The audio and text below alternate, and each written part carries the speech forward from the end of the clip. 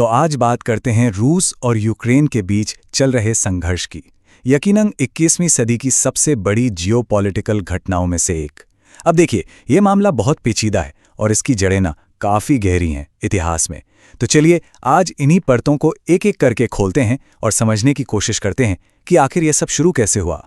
हम बात शुरू करेंगे हमले की शुरुआत से, फिर देखेंगे कि ये नाटो का पूरा मसला क्या है, दोनों देशों के पुराने और उलझे हुए इतिहास को भी समझेंगे और फिर जानेंगे कि इस लड़ाई का पूरी दुनिया पर क्या असर पड़ा, और आखिर में बात करेंगे इंसानी कीमत और आज के हालात की। तो सबसे पहले बात करते हैं हमले की। देखिए, ज्यादातर लोगों का ध्यान इस पर 2022 में गया, पर सच तो ये है कि ये तनाव ना सालों से धीरे धीरे बढ़ रहा था। ये दो तारीख हैं, ये बहुत बहुत ज़रूरी हैं। पहली है 2014, जब रूस ने क्रीमिया को अपने कब्जे में ले लिया। कह सकते हैं कि यहीं से संघर्ष की असली नींव पड़ी। और फिर 8 साल बाद 24 फरवरी 2022, वो दिन जब रूस ने एक फुल स्केल हमला किया और पूरी दुनिया सचमुच चौंक गई। चलिए अब आते हैं उस मुद्दे पर जो इस पूरे संघर्ष के दिल में है, नेटो। ये एक ऐसी गुत्थी है जिस पर दोनों देशों की सोच एक दूसरे से बिल्कुल उलट है। अच्छा, आगे बढ़ने से पहले ये समझ लेते हैं कि आखिर ये नेटो है क्या। इसका पूरा नाम है नॉर्थ अटलांटिक ट्रीटी ऑर्गेनाइजेशन। ये असल में पश्चिमी देशों का एक मिलिट्री ग्रुप है। इसका सीधा सा मतलब है कि अगर कोई भी इसके एक सदस्य देश पर हमला करता है तो बाकी सब उसकी मदद के लिए आगे आएंगे।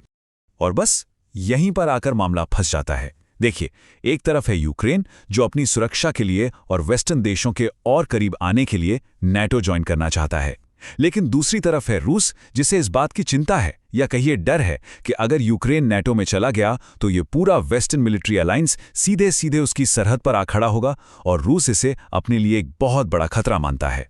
लेकिन बात सिर्फ फौजी गुटों की नहीं है। इस लड़ाई को ठीक से समझने के लिए ना हमें थोड़ा और पीछे जाना होगा। दोनों देशों के गहरे और सच कहूं तो काफी उलझे हुए ऐतिहासिक रिश्ते को देखना होगा। तो बात कुछ ऐसी है कि रूस और यूक्रेन दोनों कभी एक ही देश सोवियत संघ का हिस्सा हुआ करते थे। अब जब सोवियत संघ टूटा तो रूस हमेशा से चाहता था कि इस इलाके में उसका दबदबा बना रहे। वहीं दूसरी तरफ यूक्रेन आज़ादी के बाद से ही अपनी एक अलग पहचान, एक अलग रास्ता बनाने में लगा हुआ है, और ये रास्ता उसे अक्सर पश्चिम के करीब ले जाता है। ठीक है, तो अब जरा बड़े पिक्चर को देखते हैं। ये समझने की कोशिश करते हैं कि कैसे दो देशों की इस लड़ाई ने पूरी दुनिया पर अपना असर डाला है। इसका सबसे पहला और सीधा असर तो शायद हम सब ने महसूस किया है। इस लड़ाई की वजह से दुनिया भर में तेल और गैस के बाजार में ऐसी उथल-पुथल मची कि पेट्रोल डीजल के दाम आसमान छूने लगे। और सिर्फ एनर्जी ही नहीं, खाने पीने की चीज़ों पर भी इसका बहुत बड़ा असर पड़ा। आपको पता है, यूक्रेन दुनिया में गेहूं के सबसे बड़े एक्सपोर्टर्स में से एक है। तो जब लड़ाई की वजह से ये सप्लाई रुकी तो कई देशों में खाने का संकट खड़ा हो गया। अब इस हमले के जवाब में अमेरिका और यूरोप के देशों ने रूस पर बहुत कड़े आर्थिक बैन लगा दिए। इसका नतीजा, बहुत सी बड़ी बड़ी इंटरनेशनल कंपनियों ने रूस से अपना कारोबार समेट लिया, जिससे रूस की इकोनॉमी को जबरदस्त झटका लगा। इन सब आर्थिक और राजनीतिक बातों से अलग अब जरा इस लड़ाई के सबसे दर्दनाक पहलू की बात करते हैं, वो कीमत जो आम इंसानों ने अपनी जिंदगी से चुकाई है। ये आंकड़ा सच में दिल दहला देता है। इस लड़ाई की वजह से लाखों लोगों को अपना घर, अपना देश, सब कुछ छोड़कर भागना पड़ा। ये 21वीं सदी के सबसे बड़े रिफ्यूजी संकटों में से एक बन गया। इस युद्ध में अनगिनत जानें गई हैं, जिनमें सैनिक भी थे और आम नागरिक भी। इसके अलावा यूक्रेन के शहर तबाह हो गए, घर, सड़कें, पुल, सब कुछ। इस तबाही से उभरने में दशकों लग जाएंगे।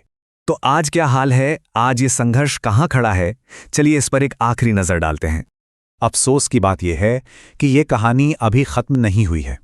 यूक्रेन के पूर्वी और दक्षिणी इलाकों में लड़ाई आज भी चल रही है।